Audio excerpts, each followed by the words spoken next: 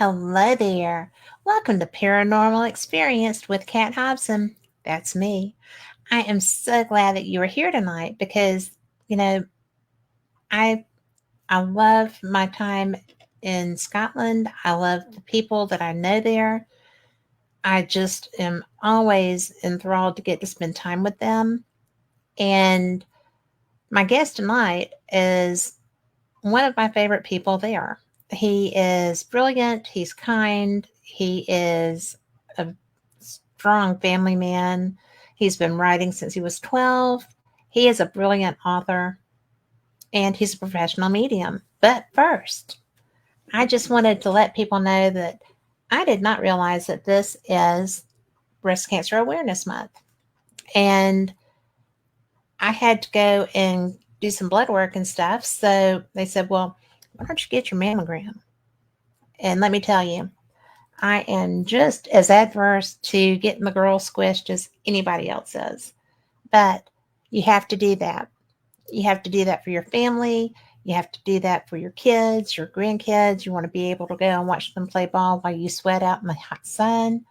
It is one of the things that we do not just for ourselves, although that is the primary, but we do it so that we can be with our families going down into history. I want my grandchildren to be able to play with me and I want to watch them grow up.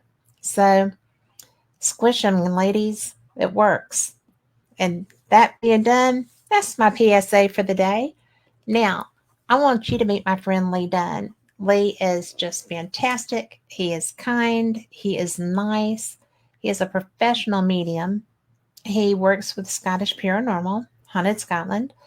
And Lee, I'm so glad that you're here tonight. Hi. Hi, Kat. Nice to be here with you.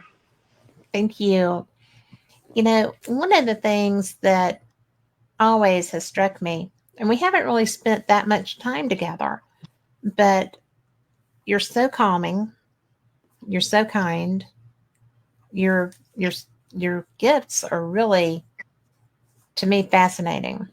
I'm around a lot of psychics, and to a degree I am one. I am not in any shape, form, or fashion that I'm aware of a medium. I don't see them often. Sometimes I do. um, I don't hear them like I'm sitting face to face with you chatting, which I understand can be done with you. And I met a young woman by phone here in the US last year who Rick McCollum called me and said, you've got to talk to this woman. You're not going to believe it. And, you know, he doesn't get that fired up too often. You're his friend too. But I was just like, really? I don't know any mediums that are like that. Well, she called me and she was like, well, do you want a reading or you want to talk about being on the show? I said, well, if you've got something for me, then I wouldn't mind having that. But I'm definitely interested in hosting you. And she just went, and all of the names that she had were not names that anyone would ever associate with me through social media. And except my dad. My dad was on social media, but just as granddad, not as Gordon, right? So it was really wicked cool. And that was my first experience with a medium like that. And she was like, well, that's what I am primarily. I'm psychic as well, but mediumship is my bag. I always thought those things go together. And did I say her name? Her name is Heather Besser. If you find her on Facebook, get a reading. But you know, it's really astounding what all is open to you as a medium, right? Yeah, definitely. It's one of those things people quite often ask, what's it like being a medium, or how do you switch off, how do you turn on? When actually I don't really know any different because it's just been there for quite a number of years, as far back as I can remember. So I can't differentiate between what that's like and what others would perceive as normal. It's just the way things is. Okay.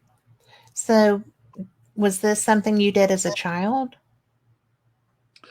Yeah, I think so. I'll tell you. I'll tell you a couple of stories from when I was younger. So my first experience, my first paranormal experience, I guess you could call it, was when I was probably only about 2 years old, and I remember visiting my grandmother's house down in Leicester, which is in England. Live in Scotland now, but family is from England. And I can remember going into this cottage, and on the right hand side there was a sitting room, and I can remember an old man on what I can best describe as a hospital bed. He had an oxygen mask on, and he took it off and he smiled at me. And we then went into this kitchen. The kitchen was at the back of the house. And I can remember that. It's a core memory. It's something that I can recollect the detail of really clearly. And I told my mum and my grandmother this story a number of years ago.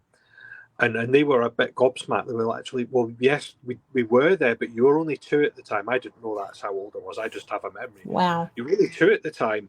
But it turned out that we were visiting that household because the widow's husband had died.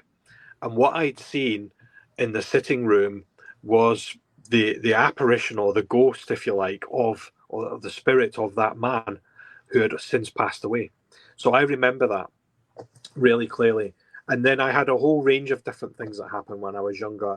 Seeing spirit in hospitals when I was in hospital with family members, or with any visits. I met a policeman in the middle of a field when I was about 8 years old, and remember his old shiny buttons and the old uniform that he had on. And I was lost at the time. I was looking for my brothers, and I got Um, lost in the hayfields. And this policeman appeared out of nowhere, told me that his name was George, and basically told me how to get out of the field. So I did that. Roll forward a number of years, tell my parents about this when I'm a teenager, and it turns out that I had a very distant relative called George who was in the police going back into the 1950s oh and my. the early 1960s. So had that been the spirit of George in the family? I don't know. But yeah, lots of experiences like that, which when I think back were probably the starting points to the mediumship that I now Hmm. do.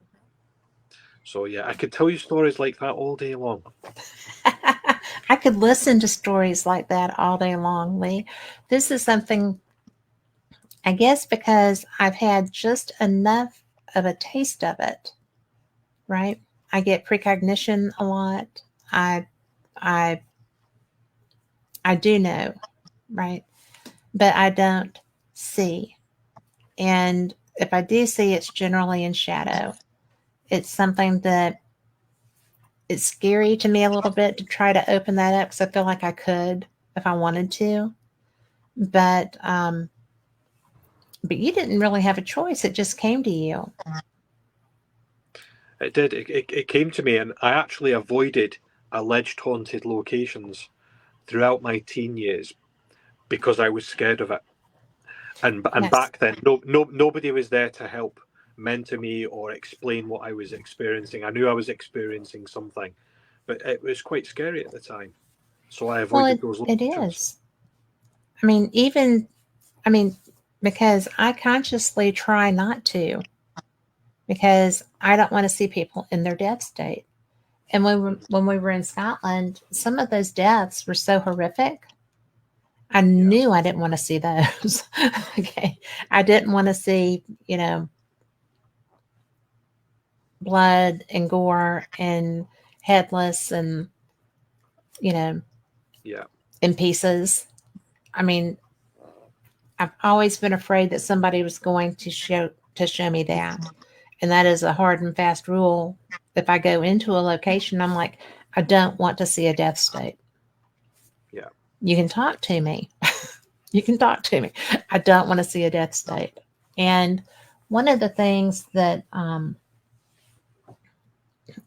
you were very active when you were a child because you started writing also at 6. yeah, And do you feel like maybe the mediumship, the awareness helps with the creativity? yeah, yeah. Absolutely. And I remember Christmas, I was probably only about maybe 11 years old, something like that. I was given my first typewriter, like an old typewriter, clicky keys Yes. and movable parts and all of that kind of stuff. And I think for me, it was just a way of expressing things that I was experiencing. So for some, they would perhaps express through art, some through music. For me, it Yeah. was the written word, and trying to explore stories. And that's always stayed with me as well. And even today, when I'm talking about paranormal experiences, or if I'm on location where there's alleged hauntings, it's very much about the stories of the people that have lived there and worked there and died there. So it's beyond just the spirit that are perhaps haunting a location, it's the background of that. And for me, that fascinates me. So Hmm. absolutely, and I quite often say to people, I've been researching the paranormal for 30 odd years, and I'll disclose my age. I'm 45, and they're like, "So you were 15 when you started paranormal investigation?" Well, maybe not investigating specifically, but research for sure, because Yeah. I'm experienced on all these things, and I'm going to the library, or I'm trying to research as best as I could. Back then, the internet wasn't available, so it was in the Right. library. It was reading. It was is with books in my hand, looking at text, looking at literature, and of course, then expressing that in other literature forms that I'm creating. So that was Hmm. how I got into that. So yeah, it's one of these things that's always stayed with me, Hmm. and even now. So I can talk a bit more about this later if you want. So I'm writing a new book now, which I call the Codex Spiritum, which is a directory of mediumship and paranormal research and investigation. And I could quite easily create that and put it online and have a searchable database or a library online. But actually, I want to write that as a book. I want that to be a physical thing that you can actually hold. You can flick through the pages. You can look up the index, because that's really important for me, because That that's where index I is came from. huge. Absolutely. And that's where I came from. It's immersed in literature, immersed in books, writing and expressing in the written word. So why would I want to change that? That's just who I am as a person. Well, and I like that. I like to have a tangible. I'm a reader, so that to me is the only way to go. I mean, Yeah. it's not the only way to go. I know that other mediums look at us here, right? But but I am a reader. I've been a reader my whole life, and my I got in trouble because I read so much. It was just like, you should be asleep. You're supposed to be napping. You should be doing this. Why are you still up? I got in trouble a lot for reading. But I like writing too. I'm just about through. And Rick McCullum, if you're listening to this, shut up. But I have been working on a book for 3 years. I've been working on 3 books for 3 years. And I finally, because I keep sticking stuff in my Google Drive. And so I was going through there, purging photos or whatever. And I found about 5 of my stories that I had forgotten about. And they're all paranormal. Just, I've done a lot of stuff. I've forgotten all about that. But I think that that's why I like something written, and why, yeah, because I have your books on the way, the Mhm. ones that I haven't already read, because I thought I'm just going to get all of those. And then when I come back next year, not, yeah, in 2026, I'm just going to bring them with, and you can just sign them. But if you would, please. Happy to do I didn't so. mean Yeah. to. I didn't mean to sound bossy. sometimes I sometimes I will. I come will off that definitely way. sign them for you now. So that's something that I try to keep up with Gregor, but my goodness, he's prolific. And it's just, y'all are such a good group of humans to hang out with. Yeah. I just, Yeah. And Greg is the same. Ryan is the same. yes. Um, Rick is the same as well. And you're doing this too. We all have these experiences and this knowledge that we've gained over the many years that we've been doing this, and we want to let others know about that, and give people the opportunity to learn from that as well. And I think that's why we all have that interest to put those words down on paper, because we want to express it, without a Well, I doubt. That's agree because how many people have you run into that when you say, "Oh, well, I'm with Scottish Paranormal," or I'm a medium," and they're like, "Oh my God, how do you do that?" And I get that a lot. You Yeah, know, how can you possibly do that? It's so terrifying. It's like it's not terrifying. It's like that video that my cousin wanted me to look at last night that we talked about. It's just a woman walking through a family member's home. yeah, And the funny part was in the comments on that video, people were like, "Oh, look, that's Pug. She's on her way to the kitchen to get a snack. That's the door she always used." And, different people were saying this, and other people were like, "Ah, yeah, you've got to burn that house down. You need to move." And I'm like, why would you do that? She'd still do that. If the house wasn't there, she would still walk her path, right? They yeah, do that? yeah, yeah. Absolutely, they will continue to do what they've always done, and I'm a great believer that spirit. When we pass, we go into a period of reflection. For me, the meaning of life is to learn lessons, and some of those lessons we perhaps we know or we are aware of them. Others we don't know. Our soul is learning. We go into this period of reflection, and we reflect on the life that we've had, and we'll do that individually in spirit. We'll do that with others in spirit, so perhaps other family members or friends or acquaintances. We'll connect with their souls and reflect, but we also do it by revisiting those that are still here on this earth plane, or Hmm. we'll also potentially visit a location that we've perhaps lived in or worked in or died in, and we'll learn from those lessons as well. And for me, that's why we have those visitations coming back from spirit, because it's spirit learning and reflecting. And Interesting. that's my belief anyway, and that's based on the experiences that I've had, conversations I've had with other people over the many years that I've been doing this, and also the literature as well. So that's where I come from with that. Well, that's really cool.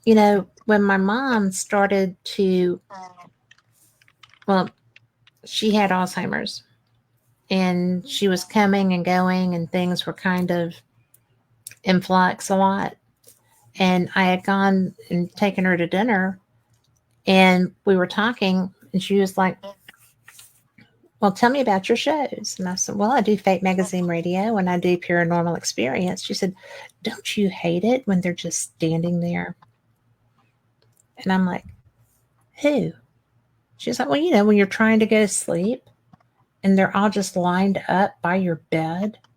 And I'm like, "Really? Do you hate that?" And she's like, "When I was little, I would just tell them I was tired and trying to go to sleep. They needed to go talk to my mom." So they would some. And I'm like, "Grandma, too?" It's the first I knew, right? Yeah, And I said, "I don't get them lined up by my bed, but I do get them lined up in my head." So it's just, I don't see them. But then again, I've kind of put out, "Don't show me." So maybe that's why. But yeah, I thought that was so weird that at that point in her life was the first time that we were talking about this. yeah, And even when she started getting worse, she was still in touch with that. And I thought, this is bizarre. This is really bizarre. Because my grandma, I always laugh and say my grandma was New Age before there was New Age. She was horoscopes and talking to people that had skill sets and stuff like that. So it's just, I don't know. Do you have them line up by your bed to talk to you? I mean, well, it's been known to happen. get Yeah, out. if I've been out doing any work with spirit, especially on a location, my wife will always say to me when I get home, whether it's 4 o'clock in the morning or 10 o'clock in the morning, she'll always say, "Have you closed down?" So what does that mean? Well, when I go to work with spirit, I always open up. So that's my way of saying, "Da da, here I am, come and work with me." When I finish, I'm like, "Okay, I'm finished working with you now. Leave me alone." Yeah. Most spirit will respect that, but not all of them, because they have been people, and not everybody alive on this earth respects boundaries. So why would they do that in spirit? They just carry on as they would normally. So yeah, I've got home and tried to go to sleep in the morning, at the early hours of the morning, and we've had things happen. I've had TVs come on, I've had lights come on, the dog starts barking. I've even had shared dreams with my wife.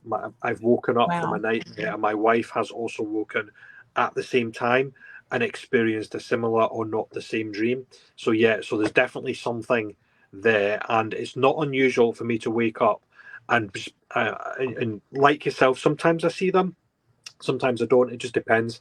I might just be aware that there's somebody in the room, or I might wake up and actually see the form of a shadow.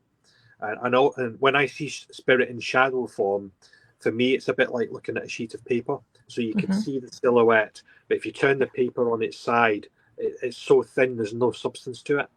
So Yeah. it's almost like they're two-dimensional, this silhouette. So I see that in the room as well. And usually that happens if I'm going to be doing a reading or if I'm going to be going on location. It's almost like spirit know that that's going to happen. And Hmm. they come in They do. sometimes days before, sometimes even weeks before, and it can build up over time. There could be a pattern, and spirit for me always work in a pattern. They don't do anything by random effect. Everything is done in a pattern. So if I'm aware that spirit visits in the middle of the night, then it means that I'm going to get a whole range of other things that happen, to the build up of them making themselves known, whether it's on location or in a reading. So yeah, it is definitely a thing for me, and I know it's a thing for Okay. others as well. Well, I mean, because to me, that's one of the things I don't want, you know. Yeah, yeah. And but so far, I mean, the first time in this house that I had somebody just show up, I was meditating and I had forgotten to shield. So I have a specific place that my meditations take me, and it's a very safe, comfortable, happy memory place. And so I was just on the porch swing, and I'm just rocking and enjoying a breeze, and there's mint down and planted in front of the house and whatever. And this long, tall man with a fedora kind of hat walks in, and he just sits on the other end of the swing, and I'm like, "This is my meditation.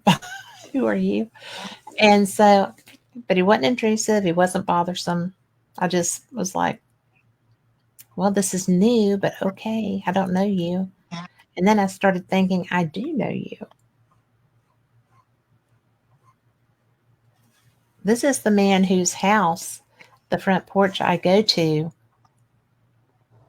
belonged to. It was my aunt's dad, who was my childhood hero. And he died when I was in eighth grade. And it was the Wow. most devastating thing to lose him because he was fabulous. And so I'm sitting there and I'm like, well, I'm fixing to wrap this up. I've got to get back to doing things. But I'm so glad that you came to sit with me. And, I was talking to one of my mentors later, and she was like, oh, that was the shadow man. And this, I was like, no, it really was not. I promise. Because I didn't even put Uncle Steve there in my head. I mean, I'm just sitting on a swing on somebody's front porch, smelling the mint and, contemplating. So, but that was my first time to have somebody intrude like that because usually I do guard pretty well. And Yeah. I don't know what it would be like to be you and have so many. And I guess my mom had so many, you know, but she Yeah. was talking about when she was a child, them doing that. Yeah. Yeah. It's like I say. I think for me, I don't really know any different. In fact, I would probably actually feel like something was missing from my life Yeah, if it stopped. And occasionally it does stop as well. really. If I'm particularly busy or with life and family or preoccupied, it's almost like it goes quiet. Or there's periods where it goes quiet. It can happen if I'm sick or feeling unwell. If my Yeah. energy's low, it's almost like spirit doesn't have enough energy themselves to manifest, or they just back off completely because they recognize that I'm not in a great place to receive them. It doesn't completely stop, but it does.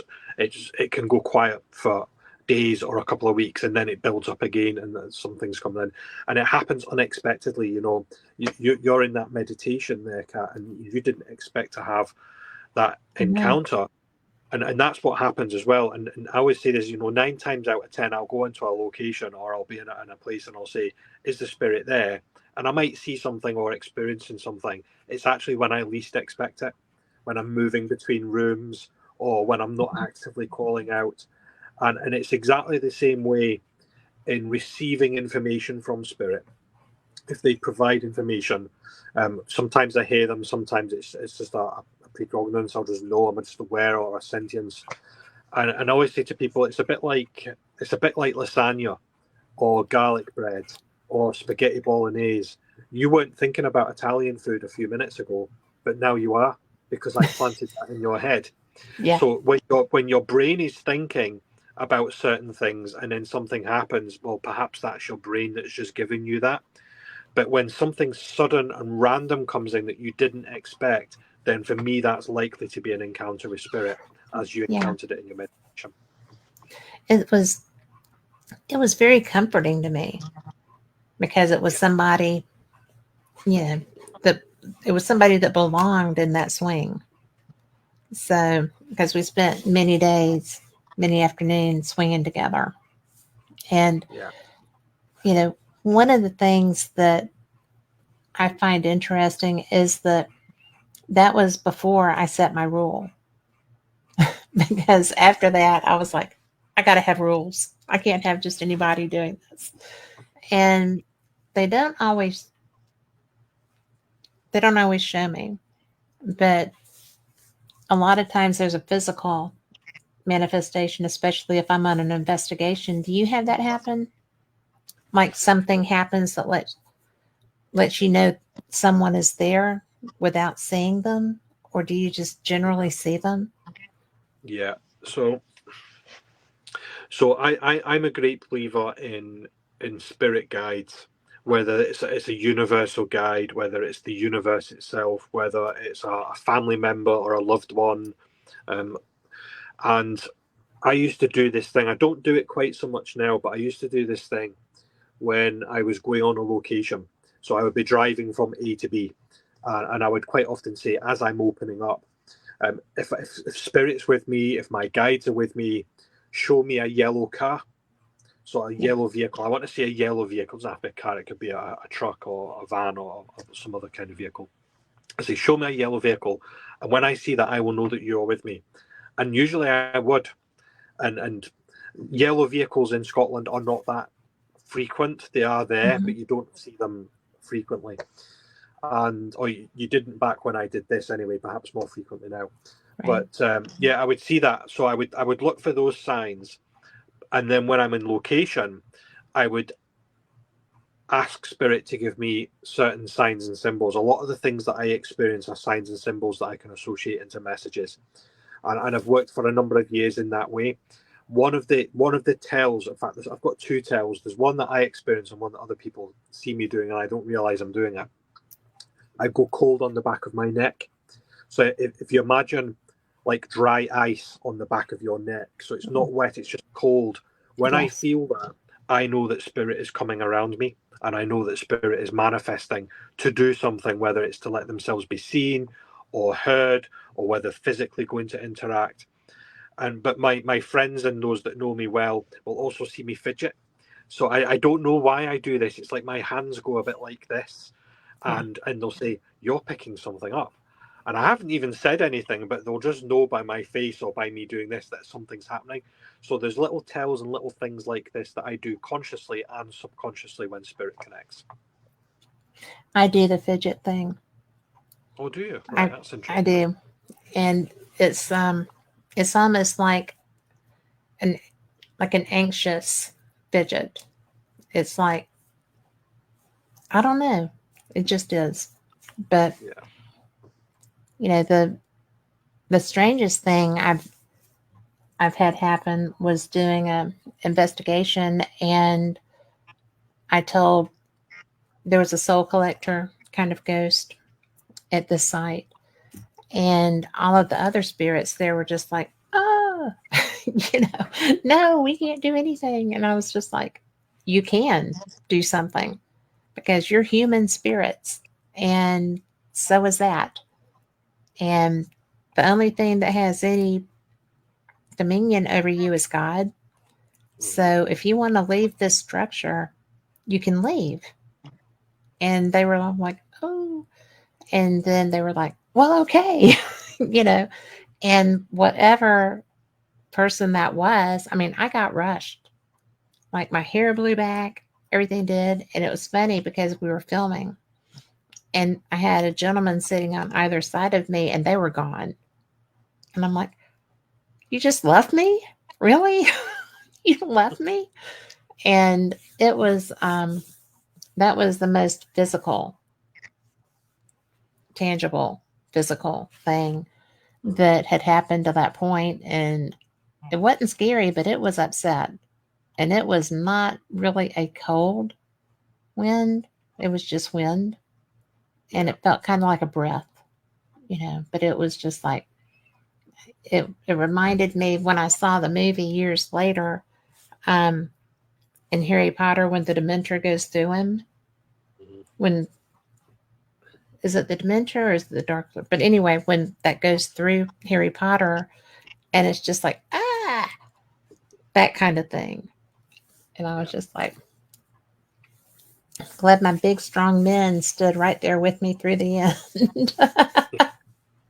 I Yeah. still razz them when I see them about that. But but they were taken aback by I was taken aback by that. I did not expect. I knew it was getting upset because I was telling them they could go.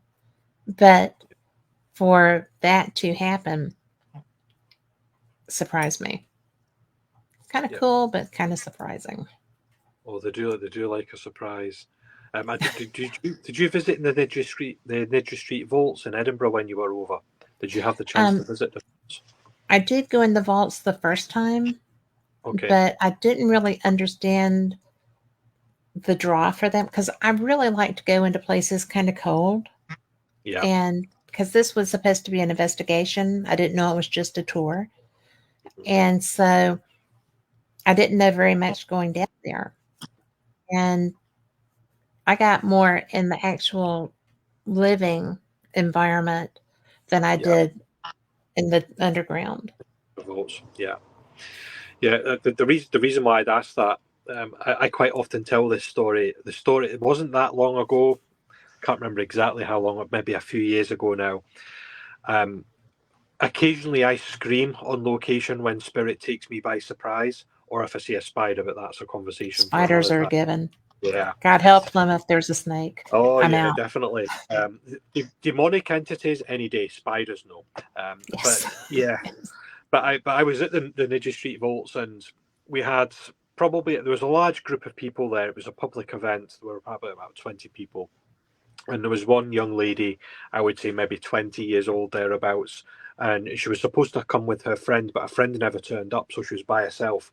And I always like people to have a good experience on location, whether anything paranormal happens or not. And I could see it by herself. I said, "I'll tell you what, come and spend some time with me. You can buddy up with me.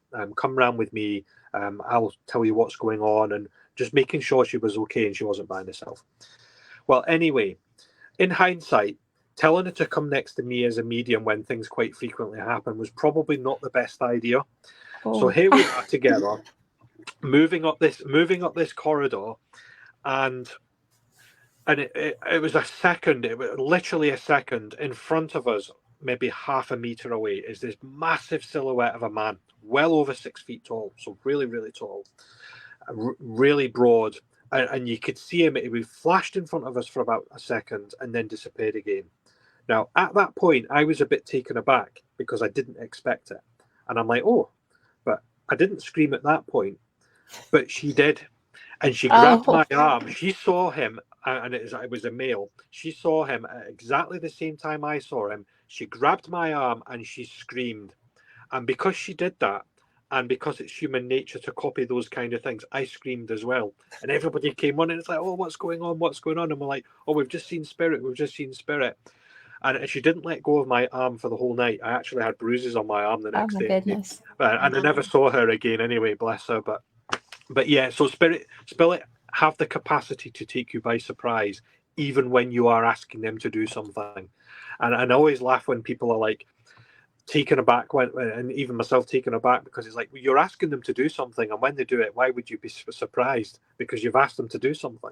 But yeah, they Yes. can definitely do that, so watch out. Well, and it's like we don't really think we're going to get our request met. No. It's that's crazy to me because I do that. I don't ever know if I'm going to experience something or not. And when we were at Temple this year, and I was so pulled around to the back of that structure, and I kept Mhm. sitting there, and I had my thermal imager, I had it up, and I'm thinking I'm seeing stuff, and I'm just like, oh, maybe I'm just wanting too much. I'm gonna quit this. I'm gonna go around with everybody else and just chill. And I couldn't leave that alone. And a lot of times, if something is pulling me that hard, it's not always a good thing, which you well know. Mhm. It took me a while to learn that. But I was so, I could not, I was like a dog with a bone. I could not let it go. And finally, you were so patient because I went scurrying around. I was like, can you please come down here with me? And you were so I nice. remember. Huh? Yeah, I remember it clearly. And it was, it was so wild because, I thought it might be an animal, but it just felt like a man. And so then, were you still down there with me when that dog came up, Yeah, came that's right. I walking? remember that. Yeah, along the back part. Yeah. Yeah. But, I hadn't seen a dog. I had, because we could hear them walking. Mhm. And so I was just like, well, maybe it was that dog. And it's like, no, wasn't that dog. But I want to say hi to April and chat too. So she's nice to see her in there. And Lori is there. Lori is thrilled that you're here, just so you know. All right. But that to me was one of the most interesting things because it was so primal. Mhm. And then everything else was so ancient. And that's one of the things I don't know. Have you been to the States?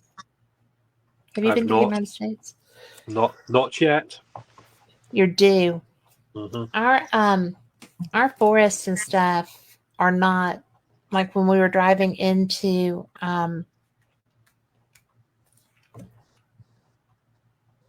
good Lord, the one that's Mingus, which Oh by the yeah. way, I found Can't- a Mingus Creek here that's spelled Mingus.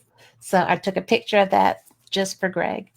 But and for everyone listening, if you've seen it in a sign or something, you're going to say Menzies, but it's Mingus when you're there. The forest as you're driving through there is so it is primeval. It is ancient. The needles on the trees are like huge in length. And I was going through some of my video from that the other day and I thought, oh look how beautiful that is. But when you're in an outdoor environment, or are you often in forests and stuff when you're out? Because I feel like there's a lot in Mhm. your forest areas, in your natural places. Yeah, absolutely. And it happens all the time. Even if we're in a castle or in another building or another location, there's always something connecting to the land, whether it's ley lines, the energy Yeah. of the land, something that's happened on the land, buildings that have been there before the 14th century castle, something even older, Mhm. and not that unusual to get connections to do with the Romans and potentially even going further back to Pictish times. So absolutely, the land itself, the woodlands, the forests, lots of energy, lots of things going on there, and just as active as the buildings themselves. I would think so. And there is Rick McCollum in chat. Hello, Rick. But I think that it's so much fun because, like I said, we don't have anything that old. April says, let me read this.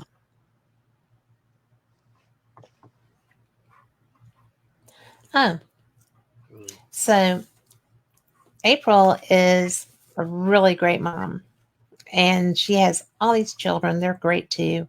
She says that went camping in the state park this weekend, and Micah saw a tall, dark building in the being in the forest and do a picture of what he saw. And she sent it to my friend Denise, her cousin. And April, was it a human figure or was it an animal figure? We'll wait on that. But I was just curious because I know kelpies are in the water. I know fairies are in glens and pretty much anywhere because they are here. But do you have anything?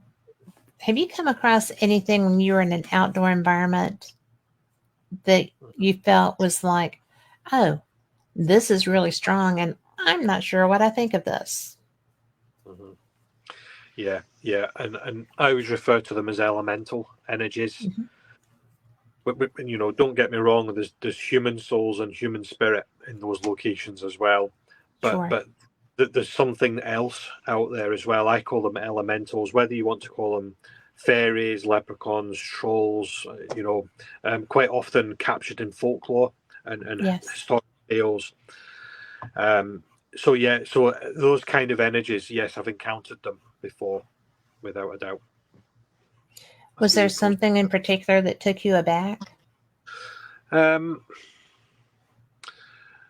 So I'll tell you a quick story of You can building tell me a and long land. story. Everybody's loving your accent anyway. Yeah.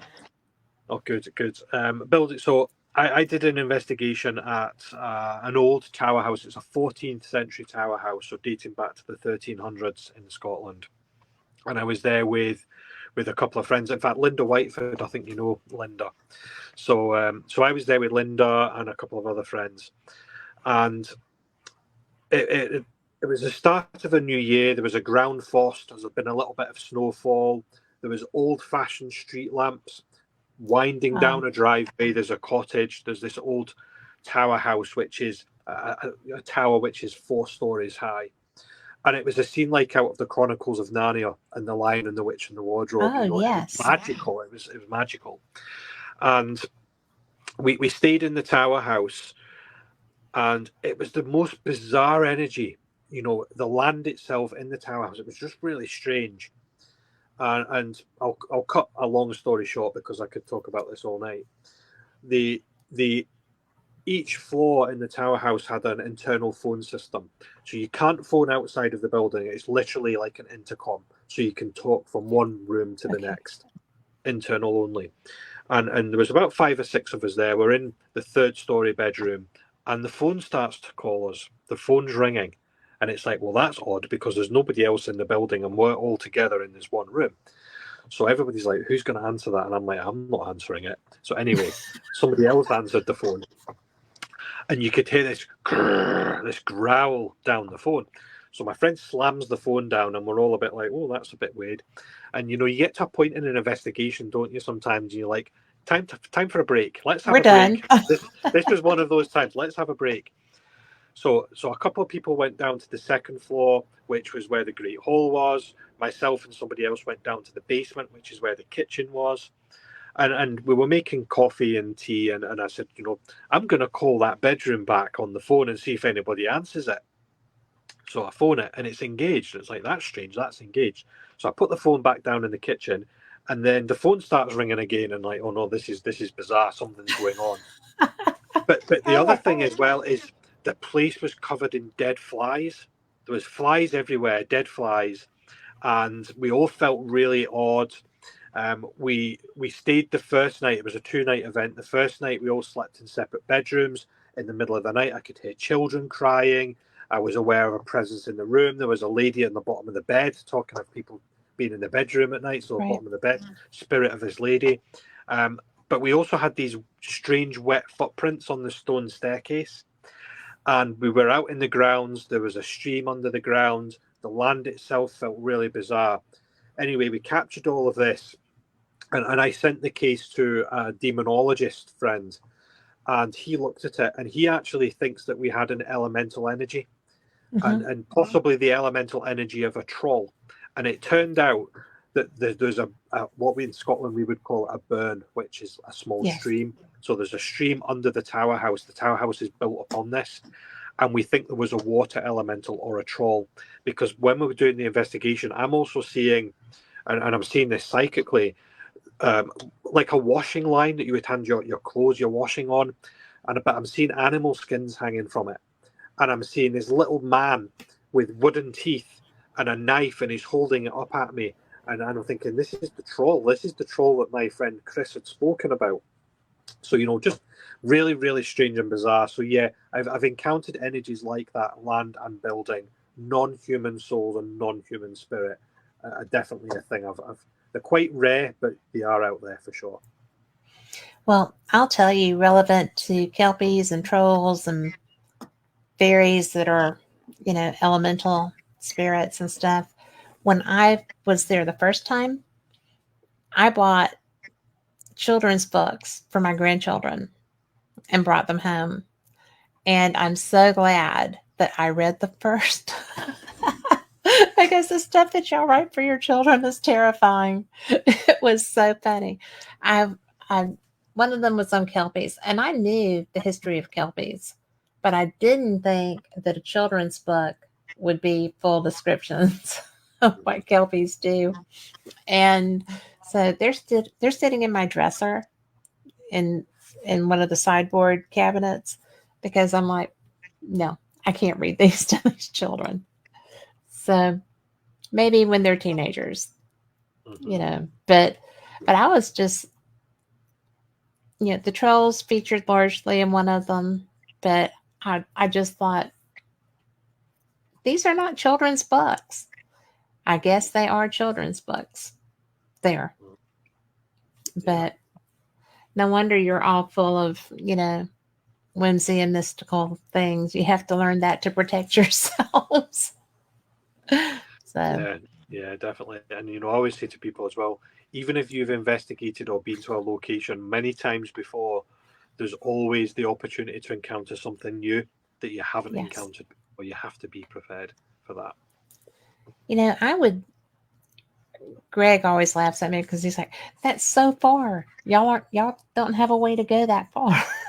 I'm like, trains, but you have to find trains that stop where you want to. Yeah, you have to go where the trains are or the buses. But I sent him a thing and said, "How do I get to Orkney?" So is that how you say that, Orkney? Yeah, yeah. But I was like, "How do I get there?" And I know that poor Greg Stewart, every time he sees a message coming through from me, goes, "Oi, no, what is she wanting to go do now?" But your country's so beautiful, and you have so much cool stuff to go and investigate, and you have so many legends, and you have so much rich, rich history. Do you, Yeah. when you go to a battlefield, do you see the battle? Yeah, I've had that before. Not necessarily seeing it happen, but being aware of something that's happened there. So perhaps I'll see things associated with a battle. So I might hear noises or Mm, screams, the shouts. You can imagine the amount of noise you would have had on a yes. battlefield, and not battlefields with musket and gunpowder, battlefields with axe and sword. And I have seen apparitions on battlefields, but only split seconds. I haven't seen full formed apparitions on a battlefield. But sometimes it's you can just stand in there. It's just the energy of the place. You can feel Yeah. it. Feel it. There's a place near where I live called Sheriff Muir, and it's up in the hills. And I quite frequently go there with the dog. We'll go for walks and things. And there was a new area that I'd never been to before. And I'm walking around and I'm seeing that stuff. I'm seeing things like blood. I'm hearing noises. I'm aware of a man following me in spirit. And I'm there with my wife. And my wife, she doesn't want to know about this stuff. And I'm like, there's a man following us. I can hear men talking. And she's like, da, da, da, da, da. I don't want to hear about it. She doesn't like that sort of stuff. And anyway, it turned out there'd been a battle at this particular piece of land. And I didn't know that. So I'm getting this stuff, and you'd mentioned earlier, Kat, that you like to go into locations cold Yeah. without actually knowing any of the history. And I'm exactly the same, because I think if the more you know about a location, the more preconceived ideas you have Yes. of the things you might encounter. I prefer to go in and know nothing about it and just experience it for the way that I experience it. Mm-hmm. And that was a classic example, going into a battlefield and experiencing something that I didn't expect because I didn't know it was a battlefield. I had unexpected stuff happen at Culloden, and it hurt. I was I was like, I've seen it. I'm done. Thank you very much. But it was I had two experiences while I was over there this time. One of them was at the Writers Museum, and the other was at Culloden, where I felt physical injury.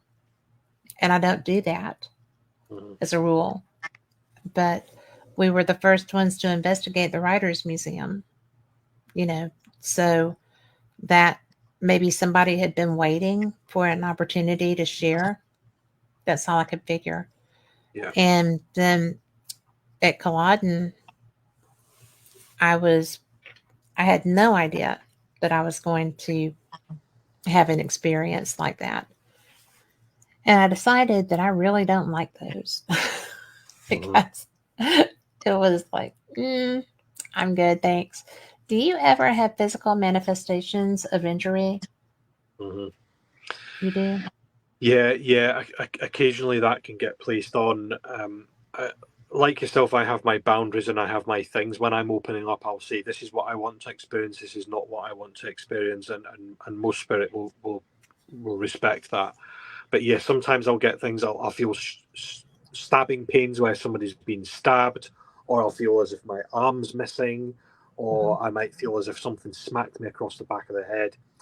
Luckily, most of the time, I'm just aware of it as an injury. So it's like, oh, my arm's missing. I don't feel the physical pain that that Yeah. soul would have experienced. But sometimes I do. It can happen as well. I might feel, if somebody's died of natural causes like a heart condition, I might feel, oh, my chest's really heavy. So, yeah, I Okay. feel things like that.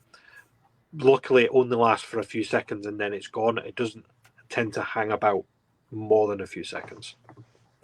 The one at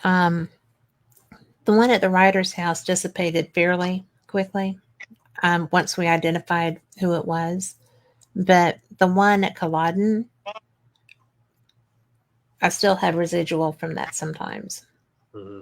And I thought, this is unexpected. It felt like I got shot, Mm-hmm. but with something about that big around. And Okay. it was just like, no, I'm not in this battle. I am, I have a side, but I don't tell people what my side is.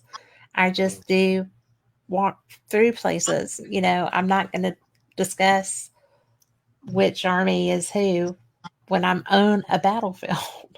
Yeah. And but Liam had told me that at this one particular clan marker that stuff happened, and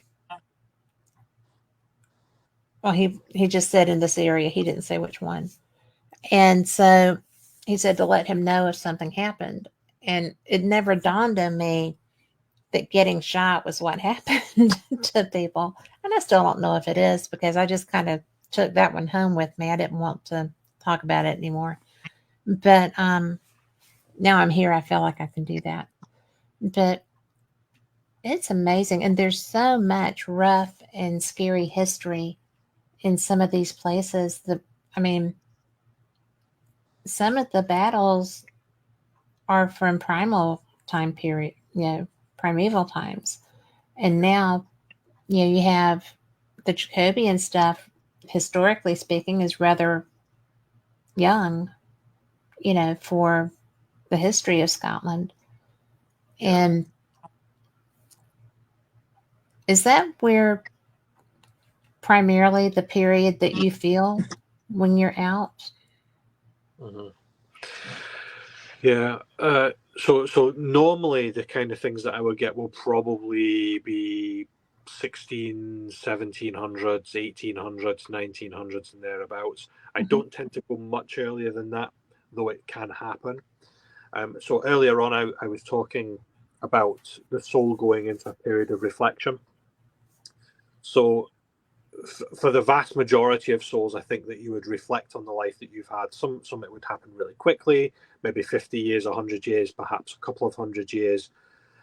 But for the majority, after a few 100 years, they've learned those lessons, and something else happens. You stay in spirit, or you reincarnate, whatever your belief system is. Something else happens, which is why I always say that that's, for me, one of the likely reasons why you don't see many spirits going back to like the 900s or 850 or 750 or Right. early centuries, because they've already reflected and gone back. So that's from a spiritual perspective. But from a haunting perspective, and a ghost, and I always differentiate spirit and ghost differently. So for me, a spirit is an intelligent soul that can Hmm. interact, whereas Yeah. a ghost might be a manifestation of residual energy, for example. So Yeah. your battlefield is a classic example, stone tape theory, or an imprint of energy Yes. for a tragic circumstance which has captured that. So you might be experiencing, for example, with the gunshot, spirit might be giving you that because they're reflecting and thinking of this, so you're getting that. Or it could be that you're picking up on the residual energy of a tragic event, so you're feeling that residual energy. So there's two different things going on. So the residual energy for me can be much earlier. You could be going back hundreds, maybe even thousands of years, with residual energy. But for spiritual energy and encountering active spirit that are intelligently haunting, for me it tends to be much more recent. Yes. Yeah. And you spoke about the rich history in Scotland as well. And I will confess, I've not been to Orkney, and I've not been to the Writers' Museum either. So I'm incredibly jealous. But Ah, you've that's got to I go. live in, I know I need to go, but I live in Scotland, and I've just not had the time to go to all of these places, because you're right. On the doorstep, there's literally places 5 minutes down the road. So I've still got Yeah. quite a lot to see. So the next time you're You, over, we'll do something together. I would love that. I am. I'm all about getting new experiences and seeing new things. And April has a. When someone dies, can they broadcast their instant death experience to someone in the past, present, or future? Mhm. I Okay, believe so. I believe so. Yeah, that's yeah. interesting. The Which way path would you? the path is an interesting one. Greg and I quite often have a debate over time travel, but again, that's a conversation for another day. But I've Well, encountered spirit, and they can show themselves in different time periods as well. So, and I've also had spirit appear in black and white. So yeah, I do think that they can broadcast, they can connect instantly, they can make their passing known to others, and they can do that in different time periods, or what you'd perceive as a different time period. Absolutely. who would they be interested in showing that to? So I guess it depends. So loved ones, perhaps, or if there is somebody close by whom is open and sensitive. I always say spirit are like water; they take the path of least resistance.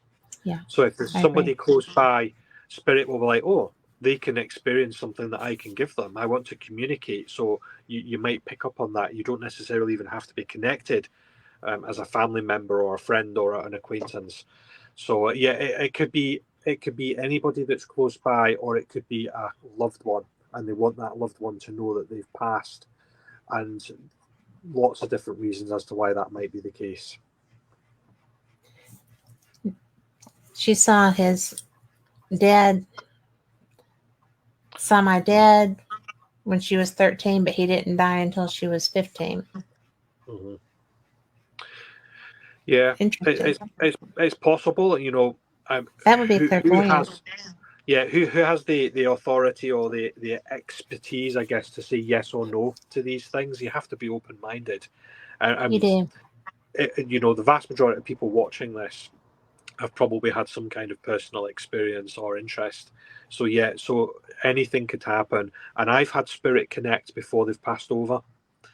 I did a reading for somebody once, and her son came through, and I spoke about her son and gave the name, passing details. They'd been in a traffic accident, all of those kind of things. Anyway, at the end of the reading, so this is about 30 minutes, 40 minutes long. At the end of the reading, she says, "I really appreciate that, but my son's not dead; he's still alive." So I'm like, "Oh." Well, so I'm instantly Whoa. thinking, I'm a bit of a rubbish medium then. But she's like, no, everything you got was spot on. It turned out her son had been in a road traffic accident but was in a coma, and he was physically alive, but Oh the my doctors were gosh. about yeah, the doctors were about to switch off the machine, which is why she'd got the reading. So for me, his body's physically alive, being kept alive on respirators and machines, but his soul had already passed across to spirit. So that actually gave her an incredible amount of comfort, because what I described was basically what she felt. She knew that her son was away, that he was no longer there. Yeah. So you know, April's experience of seeing connections to do with her father before his passed, absolutely that could have happened. That's so interesting because you don't think of, or I don't envision that being a thing. So I'm glad Yeah, that you explained that. yeah. Yeah, and I mentioned earlier on as well about seeing spirit in black and white, and I'll tell you this story as well. So this was another reading that I had done. A lady in Stirling, so central Scotland, not far from where I live, and a man came through. If I recall, I think his name was Stuart. He was a grandfather that came through, and I was describing him, and I could see him, but it was black and white. And I'm like, I don't know why. This is the first time I'd experienced spirit in black and white, because normally I would see them in color. If I Sure. see them, if it's not a shadow and I see the physical features, it's in color. So I'm like, well, I don't know, his band's black and white. So I'm describing them, and she says, "Oh, wait a minute, I'll go upstairs." So bum bum bum bum bum. She goes up the stairs. I can hear something happening. A few minutes later, bum bum bum bum. She comes back down the stairs. She has this photograph. So she'd never met her grandfather. He died before she was born. the Okay. only the only physical thing that she had to show what he looked like, because she had no memory of him, was an old black and white photograph. It was exactly how I was seeing him. So her grandfather had shown himself to me in a way that she would understand, because she could Yes. see the black and white photograph. So spirit, but back to that time travel and back to spirit showing themselves in different time frames, or showing injury, or showing themselves younger or older. They can manifest however they wish to show themselves in that moment. That's fascinating. And, you know, it's so clever too, because um, it was, it's so individual. And the fact that they know if I don't do it this way, they're not going to get it. Yeah, You know, it's it's just like with my meditation guy. If he hadn't had the hat on, I would never have gone to Uncle Steve, you know, yeah, because that's how he always wore a hat. So, yeah. and Rick says that you nailed it when he asked if you could tell him where the woman's voice was coming to him, Hmm. or where the woman's voice was that was behind him. Yeah, So, you know, do you ever wonder? I'm going to give you a little razz here or there, but when your friends who know how good you are at doing this, and who sometimes seem surprised when you know things, does that just kind of make you go, really, guys? Or is it yeah, just kind of like, yeah, I showed them. I knew that. yeah. I'm, I'm, It's, I'm, I'm just laughing to myself there. So So when I was a teenager, I tried to tell my friends and family as well to an extent, but certainly friends, that I was aware of things. And Mhm. I just used to go around saying random stuff to them that I was getting, and like, he's a bit weird, that guy. He's a bit strange.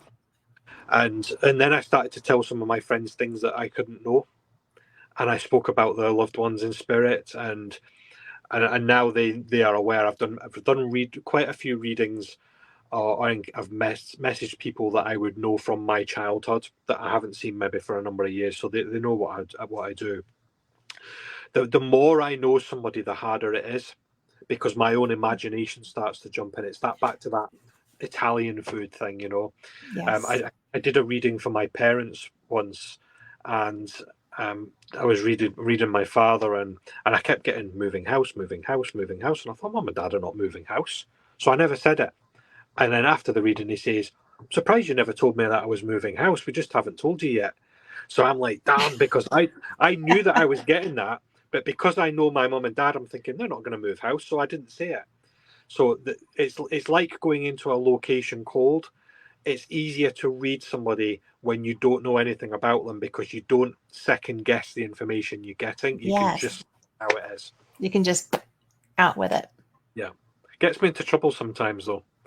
Yeah, if I'm in the supermarket and I start doing the fidget thing with my hands, and my wife's like, what's up with you? And I'm like, I want to tell that young lady on the checkout that she's pregnant. Apparently, that's not the sort of thing that you can do.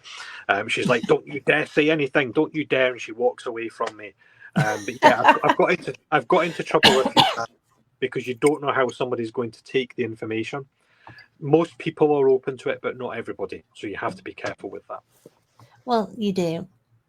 And I my problem is that if somebody asks, then I can't help it.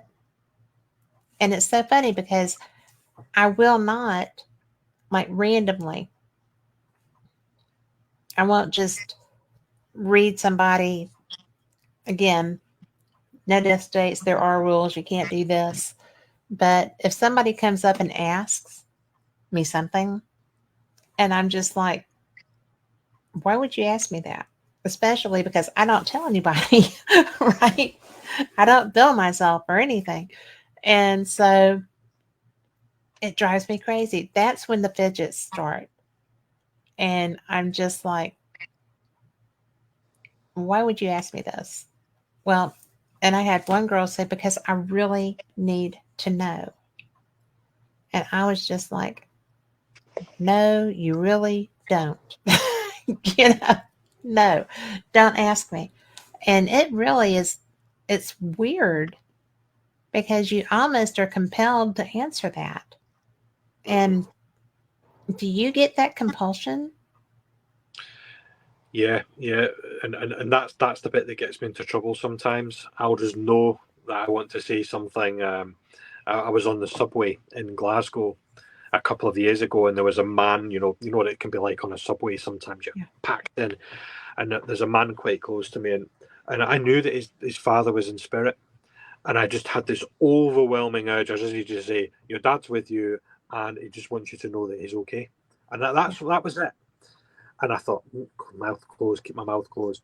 And anyway, a couple of subway stops later, I'm about to get off the subway, and I thought, I'm just going to say this. I'm going to be brave and say it, but I'm going to do it as I'm While getting I'm off getting the train. off. Yeah.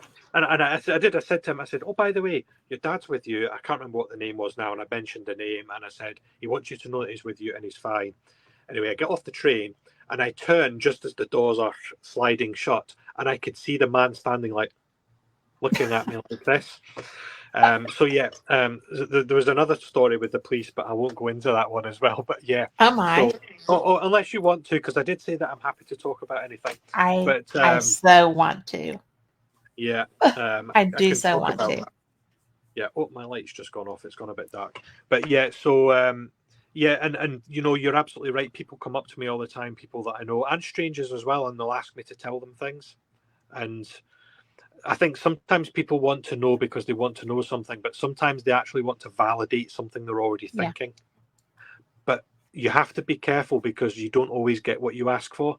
And I always That's make that true. clear to people. You know, a classic example, one of the top questions somebody might ask me is, am I going to move house, or am I getting a new home or a new car or a new job? And I'm like, sorry, no. And they're like, oh. And I'm like, well, you did ask me, and I told you you're not getting one. You have to wait for another 2 years before you get the house that you want. And they're like, oh, right, okay then. And they get a bit annoyed because that's not the answer they wanted. They wanted me to say, Yeah. yeah, you get a new house next month. Well, actually, no, you're not. I can only tell you what spirit gives me. Or I might actually say, actually, I don't know the answer to that. And, that's the thing as well, because I'm only human as well. I do Mhm. not know the answer to every question that somebody poses to me. And, people send me messages, can you tell me where my car keys are? I've lost my keys. No, I don't know where your car keys are. Get an You air know, tag. yeah, if Spirit was going to come and tell me things, they're not going to tell me where your car keys are. They would tell me the meaning of life or something much more profound. So yeah, so that is a thing. Sometimes. I Sometimes, still haven't gotten the meaning of life answer. So, no, of it's course, different I'm for not everyone. you That's either. the problem. Yeah, Everybody has their own meaning. exactly. So Yeah, we're either and we're either potentially lots of meanings. The meaning of yeah. life for somebody could be 20 meanings of life for somebody, whereas somebody else might have 5. And April says, or like me, when someone on this show told me I was moving after I had just moved a few months before, and they were right. That must have been you, Lee. That one wasn't me. So, but it's so bizarre because I'm not very good at doing my own thing. Do you know for yourself? Oh well, so yes and no is the answer to that. So the big answer is no. I can't predict things for myself. I don't know why that is the case. I just can't do it. I think Probably it because I keeps us know honest. and I know myself too well as well. So it's back to that, cold knowing things. So I know Yes. myself too well. But what can happen sometimes, and this is really bizarre actually, and I need to investigate this more. I need to speak to other mediums to see if this happens. Maybe if anybody's watching, that they can comment. Sometimes when I do a reading, or if I'm on location, or I pass on a message, I might say something to somebody, and what I tell them actually ends up happening to me. And I'll Yes. just pick. This is just a random example that comes to mind. I might say to somebody, keep an eye on the tires on your car, because you're going to have a puncture. There's going to be a flat tire or a puncture. Literally a couple of hours later, I'll have a flat tire or a puncture. So it's almost like I'm seeing stuff, and because I'm reading them like that's for you, when actually Yeah. no, it's for me. So that happens occasionally as well, which can be a little bit, oh, I'm not quite sure if I like this sort of thing. Well, the good thing is that you don't know it's for you when you're doing it. So, Exactly. Yeah. that's just kind of the balance maybe. I Exactly think right. that I think that it's so funny, but I do find it very disconcerting when, and especially if it's not someone who knows me, Mhm. right? It's just somebody that comes up and says, "Oh, you would know this," blah, blah, blah. And I'm like, "Why would you think I would know that? I am not Yeah. a psychic. I mean, Mhm. why would you ask me that?" And especially if it's something personal, I'm just like, "Why would you go away? No, don't ask me this." Because I'm always afraid too that I'm going to be wrong. Yeah. You know, I mean, I don't want to give somebody life advice. Do you ever do that? Yes, but I try not to. And spirit don't often do it either. Not in my experience. I can't speak for other mediums. And the number one reason why somebody would come for a reading is because they want to connect with somebody in spirit. The second reason is because they need guidance. Perhaps they're feeling a Hmm. bit lost, or they have a decision to make. They're not sure what they should do, what path to take. Right. And in my experience, spirit never tells you what to do, because you've got free will and you have to make your own decisions. And I always say to people as well, I cannot predict the future. Sometimes things will happen, and yes, I might pick up on that and say this is going to happen, and occasionally there's nothing you can do about it. But most of the time, actually, spirit is like taking a photograph of your life, past, present, and future. And what they'll do is they'll say, based on the path that you are on, the things that you are doing right now, the things that you're saying, if you continue on that path, then this is what's going to happen. But you can change that path. You know, a classic example, I might tell a young lady she's going to have 10 children. And she might be like, well, I'm not having 10 children. And she does something about that. And then she only has 2 children. Right. But if I hadn't have said anything, would she have had 10 children? Maybe. But because I've told her and I've intervened, it's changed things. So yeah, so I do give people advice where I can, but it's always with a caveat, and it's always emphasized. You know, it's your decision to make.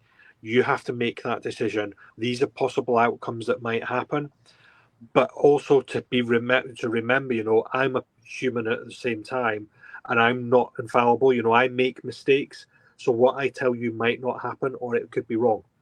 And you know that fear that you spoke about, if any mediums out there say I'm not scared or I'm not frightened of getting something wrong, then they're telling lies, because we're all frightened of getting something wrong. I think the real talent, if you like, is actually trying to see beyond that and having the confidence to be able to pass information on, if it's right or wrong. And you know, sometimes you might pass on information and the person you're passing it on to doesn't actually know. You could be talking about somebody that's passed. You know, families are incredibly complicated. So you're talking about a family member off a parent's side, or perhaps they've been adopted. They don't know what the lineage is and That what would be genealogy. awful. Yeah. So you know, it's all of those things. You know, you just have to say it how it is. If the person receives it well and understands it, great. If they don't, move on. Well, I just try to get out of it. Because I don't have the confidence level to, Yeah. you know, but one of the things that somebody came up to me and did that about was intensely personal. And I was Mm-hmm. just like, why would you even tell me that? Much Yeah. less ask me to guide you on that. No. So, have you ever been, uh, Lori? Did you hear about our experience when we were at Bannockburn? When Lori always asks every I time do we remember. investigate, do you recognize my energy? It was like, oh yeah, you killed me. Mm-hmm. So, so she was like, don't ask if spirit recognizes your energy. And she thought that I was crazy when I was telling her that. But not everybody is going to be glad to see you, Mm-hmm. even if they do. I mean, I'm always glad to see her though. So there's that. So we travel well together. And we haven't killed each other yet. So yay. So when you have children Yeah. and when you became a dad, this is sensitive, is it okay? Yeah. Sure. When you became a dad, do you guide your children based on your your intuitiveness, your gift? Mm-hmm. Do they listen? So, first part of the question, yes. Second part, usually no, because that's what kids do. Yeah. They usually listen to the parents. No, they don't. But then we always look so wise when they get older.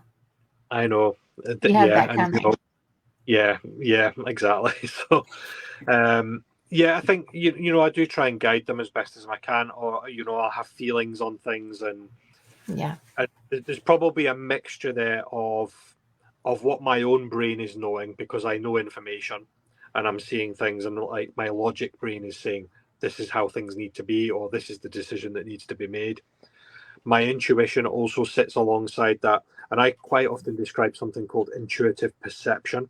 Hmm. So intuitive perception is basically your current knowledge, the things that you already know and experience, your logic brain, your conscious mind, if you like, your subconscious mind, all of your senses, so touch, sounds, taste, um, sight, all of those kind of things, and also that elusive sixth sense. So just knowing something or being aware, the gut feeling or gut instinct.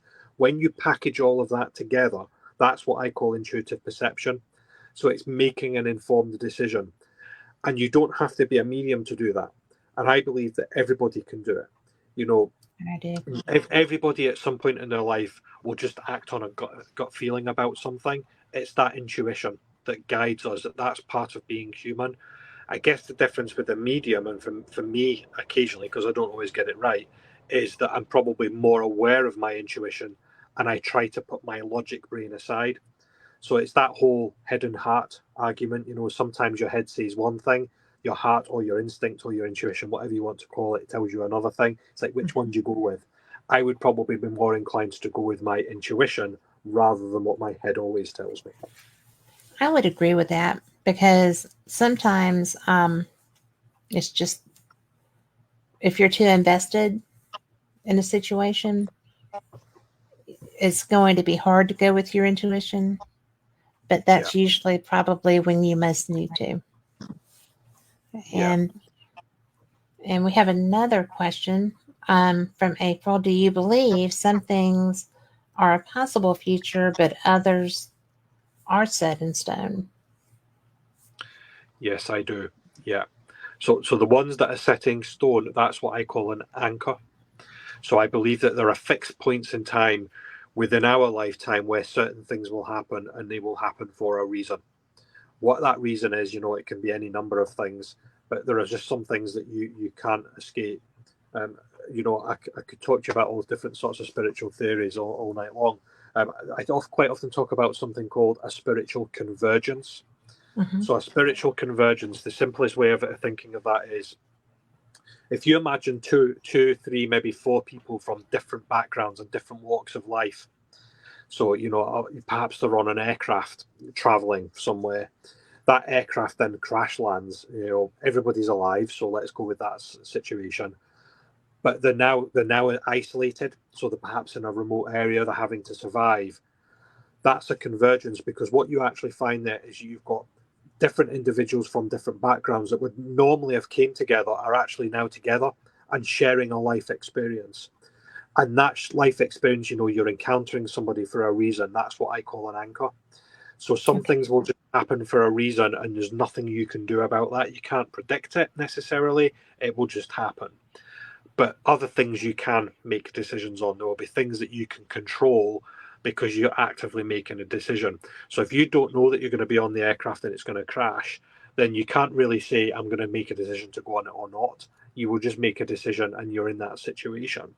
Whereas if you're deciding how many kids you're going to have, well, you've got control over that because you're not waiting for, well, I suppose some people might wait for fate, but 9 times out of 10, you would make a conscious decision to have kids or not. So, yeah, I do believe, as April's asked, some things will be set in stone and will just happen, and some things will be controlled. You can influence it. Well, kind of like the lady that decided not to have 10 children. Correct. She had the information that that was what it looked like at that time and she intervened. Yeah. So, Yeah, and that's what I often do if I'm trying to give somebody guidance. If they ask for that during a reading, I'll say, "Well, let's look at a couple of different situations and possible outcomes. If you do this, then Spirit says this is what is likely to happen. If you do this, then this is what is likely to happen." But usually, there's actually a third choice because people are trying to use their logic brain to make a decision. It's like, do I do this or do I do that? It's like, which of those two things should I do? Actually, sometimes the best thing is to do nothing, leave yes. it for a certain period of time. I always say, you know, you have to put a fixed time on it. Don't leave it forever, otherwise you'll be stuck forever. But give yourself maybe a month or 6 months. I'd say by the end of those 6 months, I will make a decision. And 9 times out of 10, by the time you get to the 6 months, your intuition's already telling you what you need to do. So you'll know straight away which of those two things to do.